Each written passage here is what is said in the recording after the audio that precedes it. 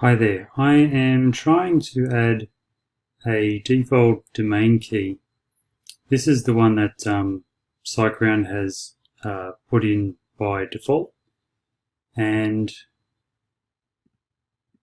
on my domain where I'm trying to migrate the website, if I copy that value, I'll need that default domain key, and then it's a text value, and put that in. Make that 2 hours, and then grab this value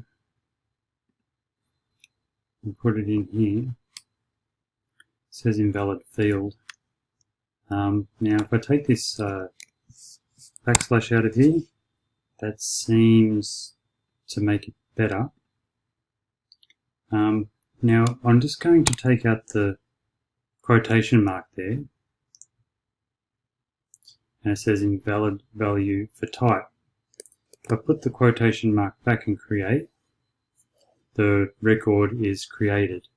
So the default domain key, there it is there, but the one that came with SiteGround does not have the quotation mark on it.